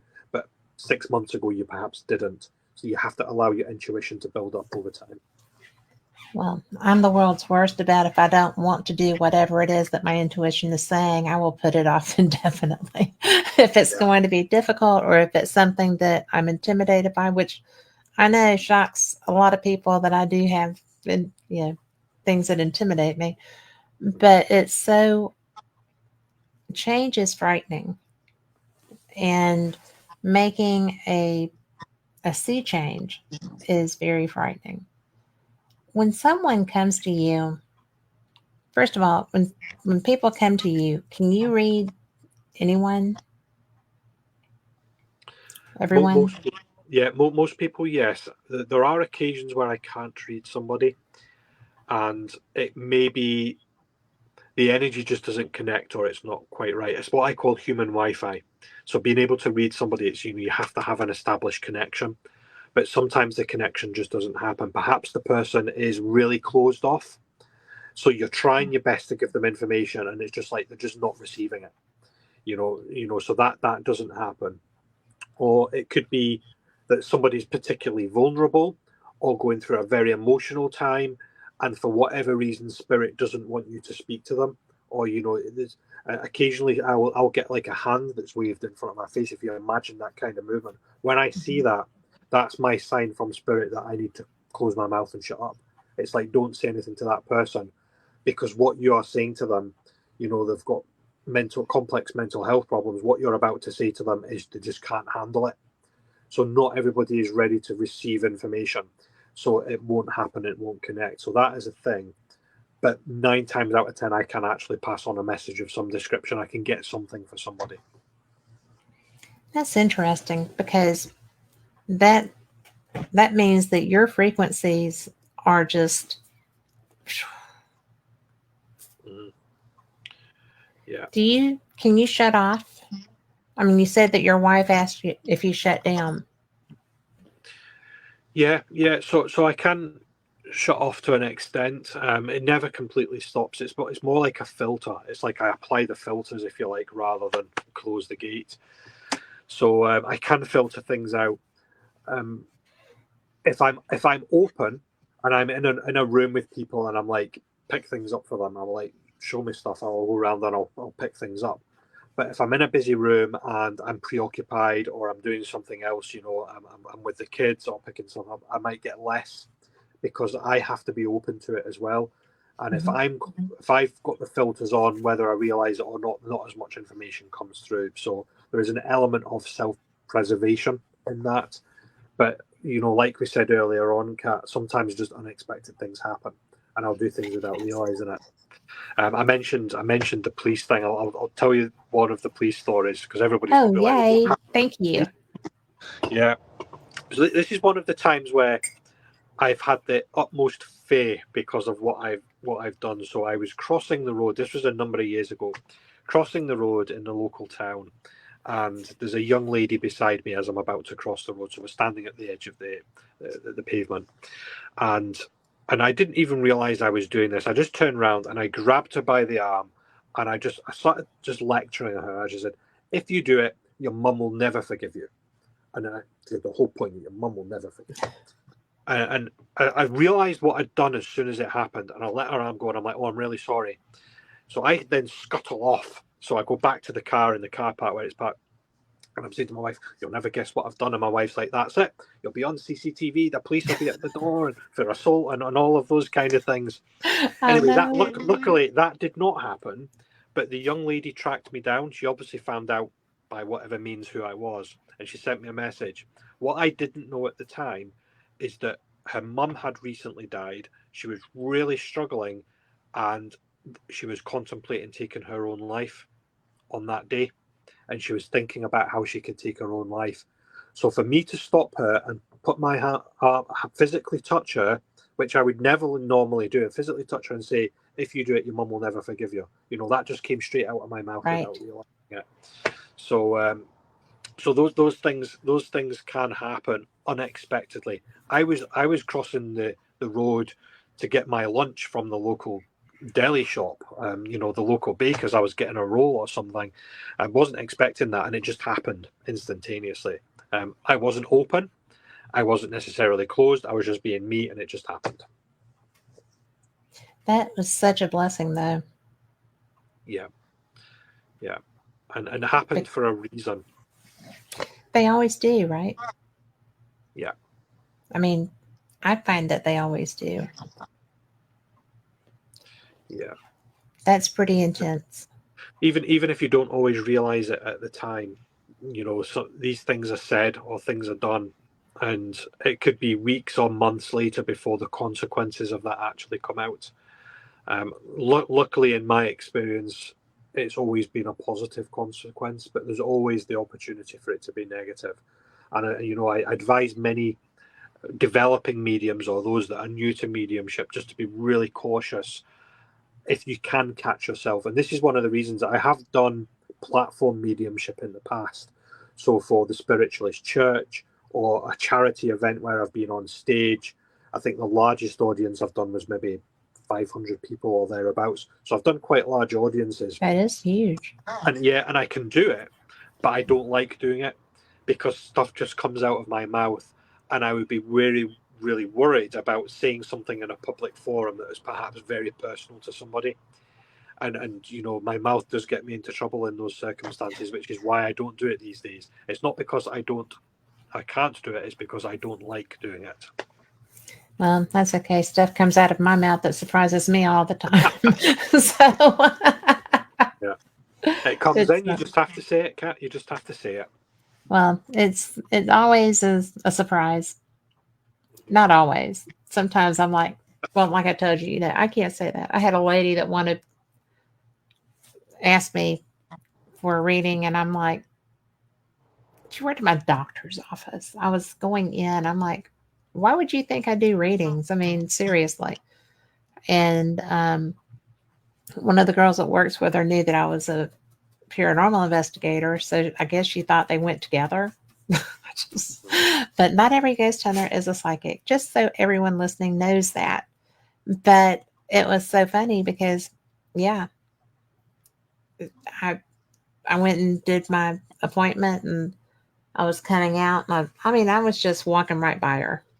I wasn't going to say a word. I was done, and it wouldn't let me go out the door. And it was so rude because I was just like, this is not me saying this. Okay. You asked for this. And it just, you know, suck it up, Sally. And I'm so sorry. I'm so sorry. And so I turned around and she let me get back to the door. And she said, "You want to know about Sally?" I was like, "There's a Sally?" And there was. It was her dad or grandpa, whoever her male figure was, had a truck. He drove a truck. And here, truck drivers are very attached to their vehicles and they name their trucks. And his truck was named Sally. And anytime when they were little and they would whine about not wanting to do chores or whatever, he would always tell them, "Better suck it up like Sally. She just sucks at it and gets right up that hill. You better be sucking it up too." And I was like, get out of town. Okay. And again, that was one of those things that somebody asked me. I was asked to do this. And I'm like, I don't do readings. Why would you even ask me that? I'm not that person. Do you see anything here that says medium, psychic? I know things. No, you don't. And it was just like, well, you might see it. You're different. But, the average person on the street is not going to just walk up and say hello. But that's so weird when it's weird that it happens to you and you feel like you have to do it too. Yeah. It's just, do you think it's because it's such a real need? Mm-hmm. Yeah, I think so. I mean, I suppose by the very definition, a medium is like an intermediary or somebody that's in the middle of something, the living and the dead, I guess. And I think sometimes spirit can have such a sense of urgency that they have to put information across. You're picking up on that urgency. So it's almost like, you have a frantic spirit or they're desperate to put information over. Not only are you getting the information, but you're also getting their desperation.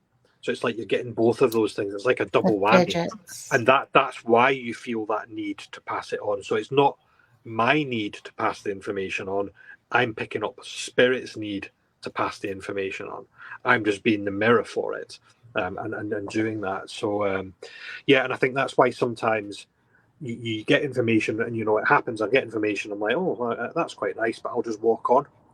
And then other times I'll get information, I'm like, no, I have to just say this. I need to pass this on because it's becoming so overwhelming. I actually did it at there was a psychic show in the local city Stirling, where I live, and it was another medium that was on the platform. He was doing it was stage show. I like to go to these things as well. Maybe I'll get a message. Who knows? Right. So I'm standing, in the background, and there's a group of women in front of me, and the medium's doing his messaging, and he was brilliant, spot on the messaging. But he didn't come to the people in front of me. But because I'm standing right next to them, I know that there's a man in spirit next to them. And I know that he's the husband of one of the women. I know that he's the father of one of them. And, I knew the connections. And I could see how he was dressed. And he's basically waving at me like this. And he's going like this. It's like, so I know he's desperate to speak to them, but he can't get into the medium up on the stage because the medium's got a queue of people trying to speak to him. So this guy's like, oh, I've got no chance of speaking to him. Oh, wait a minute, there's a medium there. I'll speak to him. Yeah. It's that path of least resistance thing. So I'm getting this, and I'm like, oh my God, and I'm like, with the people next to me, I'm like, I'm desperate to pass a message on to those people. And I'm like, just do it. And I'm like, I can't do that. It's somebody else's show. Anyway, I did wait until the end of the show, and everybody's departing and leaving. And I thought, I'm just going to go up to him. And I felt really awkward. And I'm going on, and I'm like, excuse me, I just want to speak to you for a minute. And I'm a medium, and I just wanted to, and it all just came blurting out. And they're all like, thank you so much. We really needed that. Oh my We've gosh. got a lot of stuff going on in the family. This man had passed over. We really needed it. That's why we came across. We were so disappointed not to get the message from the medium. So not only am I getting the desperation from spirit, that human Wi-Fi, I'm picking up on the desperation of the group of women to get the message. The energy's just connected, and I was right in the middle of it, and that just happened. That's so neat. Yeah. That is so neat. When you did the event with the 500 people, was that like just a gallery reading where it was just luck of whoever got their reading? Yeah. Large audiences are very different, and I guess there's spirit connect and do different things when they come through. I go through a bit of a checklist. Some of them will come in and just give you the name, and that's the worst possible thing because they'll come in and they'll say, "My name's John." Now, could you imagine me standing on a stage with 500 people? Oh Who my knows gosh. John in spirit? And it's like, oh, I know a John in spirit. So I always like, well, give me a bit more information. Even direct me. Am I in that part of the room? Am I in the upper gallery? Am I in the bottom gallery? Am I on the left? Am I on the right? Am I looking for a male? Am I looking for male? Sometimes I might give them more information. So they might say, my name is John, and I'm looking for Samantha, and she's sitting over in that area of the room. So, you're looking for multiple instances of information to try and narrow that down. They don't always give that. And what can also happen, and this can be frustrating for a medium, is you're getting this information and people they come along to these things because they want to get a message. But when you actually point your finger at Samantha, she freezes. She's like, it's like, I'm like a rabbit caught in the headlights. Right. And, or you'll say something and they're like, no, I don't get that. I don't get that. And actually you're giving them information they don't understand. And afterwards they'll come up to you and say, I've just spoken to my mum on the phone and you were spot on. But at the time they didn't understand the messaging. So, there's a whole range of mixed things going on in those kind of situations. Wow. I have been in large galleries and I never get selected to get a message, which is really funny to me. But especially when I know the medium who's in out there, but it's something that you can feel the need. You can feel the people who are like on the edge of their seats. Lori and I met at investigation that had a gallery reading with Chip Coffey, for example. Oh, yeah. And, because he's like, who wants a reading? And, I put my hand up and he looked at me. He said, this has never happened to me before. He was like, but Spirit is saying not yet. And I was like, well, that's not nice. But another girl sitting behind us had lost her fiance, Right. and it had been like a year, and she was still in such pain. And she and I wound up being very good friends. We've traveled um, to a couple of different places together, and haven't in a while because she's way up in Kentucky. But it was so bizarre because that was exactly who Chip Coffey was there for, because that spirit needed to get that message to that young woman's heart, because both of them were in so much pain. And Yeah. so I understood the not yet. So as I'm leaving the next day to go home, he's sitting outside, smoking a cigarette with his friend, and I'm carrying luggage and a ball gown over my shoulder and, heading for the car. And I stopped because his friend is my friend. I stopped to say bye. And he looked at me and he was like, "Don't you do a radio show?" I said, "I do. I like it." And he said, "Well, you should probably be getting ready to be on television." And I'm like, "I'm not going to be on television." 2 years later, I'm on television. And I was just like, I would never in 10 million years have expected that to happen. Yeah. So it was different, but not yet. It's a Yeah. good answer sometimes. Yeah. And it can be as blunt and as simple as that as Yep. well. I remember many, many years ago now, we're talking 25, maybe even 30 years ago. When you I were a mere child. Yes, when I was a mere child and innocent and all of those kind of things, I went to a white witch and had a reading. And this Really? is, this is way before social media and, in the internet. And she used normal playing cards to do a reading. And she told me a load of stuff. And I'm like, at the time, I'm like, oh, all right, okay, whatever. Um, Open to it because I was experiencing things, but, okay, we'll just see what happens. But the vast majority of things that she told me all those years ago have came true. And she told me at the time, when I sat down, she looked at me, she looked at her cards, and then she put her cards down and she went, "You can do what I can do." I'm like, "Can I?" And she's like, "Yeah." And she proceeded to tell me all the things that I would do as a medium. She told me that I would investigate the paranormal. She told me that I would be on the internet. Now, the internet was quite new back then, but Right. obviously we're all on the internet now. She told me that I would have 11 houses, and I think I'm in house number 10 now. She also told me that I would have a job one day and I would work with David and Robert. That happened.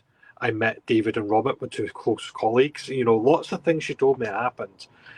So yeah, it's the strangest thing, isn't it? And I think It is. as a medium, you have to be open to those things as well because people will say things to me, and I'm like, oh, right, okay, that's interesting. I'll take note of that, and I have to be open to it because why would I not be open to those things?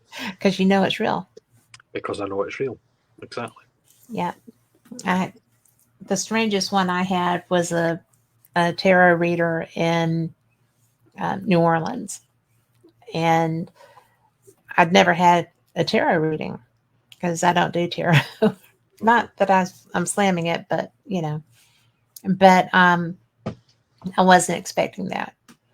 So she was like, "Come on, I'll do this." And I was like, "Whatever, I've got a 20, whatever a 20 will do, just, And so she does that. And then she starts going on with a psychic reading. And I was like, "Look, I don't have any more money. I don't have anything else to give you. So don't go past what your $20 value is." And this woman, we never talked, we never traded names, we never did anything. She got a little bit out of shape because she wanted more money. And I'm like, "I don't have it. I have Yeah. no more cash." So as I'm walking away, because it was mediocre, right?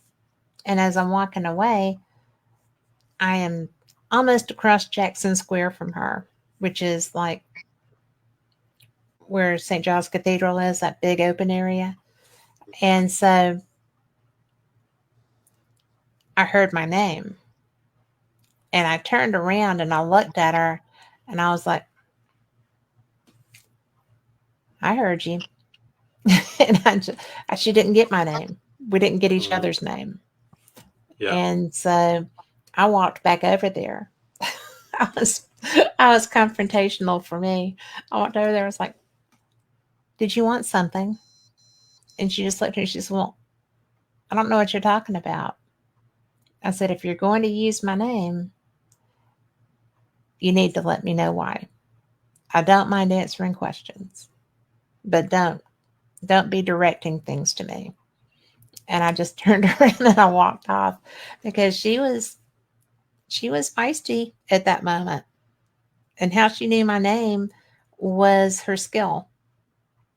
So I was just like, because New Orleans is full of voodoo and negativity sometimes. And I was just like, no, we are not doing anything negative about me. But that was kind of freaky. Oh, have we lost Lee? Can we get him back? Maybe he'll call right back in. In the meantime, we have got here some comments from April. Uh, she says that she is honestly freaked out when things happen that she knew beforehand, especially deaths. And I'm going to tell you that I oh, we have him coming back. I get freaked out by that too, April. There you are. You're going to have to hang on tighter, man. I know, that was bizarre. I literally, spirit just came in as that cut off. I've now got the spirit of a man called Frank that's just came in here, and that was totally unexpected. So that was a bit bizarre. So I Well, don't know who Frank is, but hello, Frank. he wouldn't be an uncle of mine, would he? All I know is that there's a man called Frank here, and he's basically saying, "See Frank say." So, Hi, Frank. is this somebody you know? Well, I have a great uncle named Frank, and I was just talking about him the other day. So he had Uh, a farm, and he used to take us out on tractor hay rides. oh, there you go. So is that him? It could possibly be him, but I can't guarantee it or say for certain. All I know is that a man came in and said, "See Frank says hi," and that's the message. Okay. So there we go. Did you see what he looked like? Um, I can't tell you what he looks like, but I can tell you that he feels quite big because I feel as if I'm getting crowded in. So it's Oh, quite a big guy. is he trying to get on camera? He's kind of crushing me off a little bit as he's coming through here. Ah, well, Yeah, well, if that is my uncle, hello. yeah. Did he used to wear a hat? Because I feel as Yes, if I've got some sort of hat on. like a Because ball cap and yeah, I feel like I want to take it off and just sort of wipe my brow. So yeah, yeah, because he was a farmer, right. so and that's why he had the tractor and the the big wagon to pull us in. I always thought that was the coolest thing ever, and I actually because the road that he lived on was named Frank Doss Road, and so when I was talking to one of my daughter lives out in that area. And so I was at one of my grandson's baseball games, and one of the dads is part of that family unit, I think. So he was like, "Didn't you used to, were you out here?" I was like, "I was." And, you know, my dad's uncle lived on Frank Doss Road. He was Frank. And we would, some of my best memories were him pulling us around in a paint ride. So There you maybe go. that's him. Maybe, yeah. I mean, the only other thing that I can add, and this is, just one of these instances where it's so bizarre, I'll just say it anyway. Um, are you aware of, did he used to make his own rope? Are you aware? Because I feel like I've got like lots of like thread, and I'm making some sort of rope with it. It would not surprise me because if that's him, he had, including him, either 12 or 13 siblings in that family. Right. And each of them had a trade. My granddad and my grandmother each had large families like that. And each child on each side had a trade. We had masons, we had electricians, we had, one had a lumber yard, one made brick, Yeah. and that's how they built each other's houses. They all worked together to build their houses, electricians, plumbing, all of that. So they were both from very large families, Yeah. and it was he was very cool. His son, which was my dad's cousin, also Frank, was somebody that was a lot of fun to be around. Yeah. So we were they were a prolific Yeah. family. It's certainly a character, put it this way. Yes. Well, I hope that's him. I hope that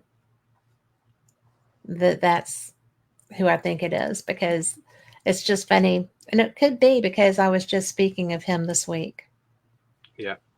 And that happens as well. You speak about them and they'll come forward. Yeah, That certainly happens. but I will take it. Yeah. Oh well, So, that was an expected bonus. well, I'm sorry that he was kind of barreling over you. If he is he Yeah. gone? He's still here, but he's just in the background. I would Oh, say he's quietly in the background, but he's not being quiet. Um, I can't hear what he's saying, but I know that there's stuff that's coming. It's like he's trying to give things. Um, yeah, he's trying to sing as well, but not doing a particularly good job of it. well, if he is related to me, you got to know he's feisty. That apple didn't fall far from a tree. Yeah, But I've had just the best time with you. You're going to have to let me know if he lets you know that he's related to me. I will do. So, Well, if he decides to stand over me in the middle of the night and give me any more information, I will certainly pass it on to you. well, you'll have to tell him that he has certain hours. Yeah, But Tom McNicholas says our background is making him dizzy. That's funny. If he pays attention, he might see a critter in the background too. But I am so fortunate to have you as someone I count as friend. Thank you for that, yeah. and Likewise. thank you for giving me free reign with conversation topics, because I just find you so fascinating, Yeah, and I appreciate that. You yeah. know, It's been wonderful to talk to you. I think so too. I've just enjoyed you so much. And so you are the real Lee Dunn. What is Yeah, your? well, I can't. I'm trying to pull it off it's, the top of my it's head. Lee Dunn Official. official. Yes, Yes, Lee Dunn official. yeah, .com, that's me. and you can find all of his books on Amazon under Mr. Lee Dunn, which I'm so glad that you did that, because it's easy to find, because there was another Lee Dunn that was nothing at all like you with his writing. And so I just kept perusing until I found all of them. And I think that you're such a versatile writer. I Everybody needs to go get these books. And if you do put together that primer, or you know whatever you know you're going to wind up calling it, I definitely want that, but it can't be too much weight that I can't get it home. I can send it in the post. Well, I really enjoy you so much. Do you have anything you want to share before we go? It's been, it's there's my light going off again. Spirit's Probably definitely. Frank. Yeah, probably. Thanks, Frank. Yeah, it's been wonderful to speak to you. I think we're probably only just scraping the tip of the iceberg on a We lot of are. these conversations. Yes. Yeah, and thanks for those that have asked questions and that have engaged and be patient and watched and listened to me talk as well. It's been wonderful to connect with everyone. Well, we will have to do this again sometime, because we really and truly, with all of your vast experiences, only touched the edge. So just got a toe wet. Yeah, So we'll and have to do I'm it. still learning as well, and it's good to learn from other people and hear their experiences too. Well, you're the only person really that I know that I can share something with and say, "What do you think?" you know, because my husband just watches it happen and he's kind of like, "Didn't know that could happen." And I'm like, "Me either. No idea." It's just there. you So it's nice to be able to bounce things off of you. And I appreciate you being willing to let me too. Yep, anytime. And I will And certainly see you when you're back over in Scotland. And if I'm back in the US at all, then I will let you know. please do, because I just found out today that I'll see Paranormal is in New Orleans, which is Right. only like a 5 hour drive from me. And if I'd known that they were coming here, I would have gone to meet them. Mm-hmm. So I told them who to get in touch with down there because they were very taken with Madame LeBeau. So I was like, well, let me tell you who to talk to. Yeah, there you go. So it's just anytime you're here, I just want to know. April said, come to Wisconsin. The weather would not be adverse for you. It's cold there. Oh, is it? Well, it's cold. It's about 3 degrees here at the moment. What is So, that Fahrenheit? oh, you're testing me now. No idea. It's pretty It's cold. cold. Not quite freezing, but close to it. Yes, well, no, thank you.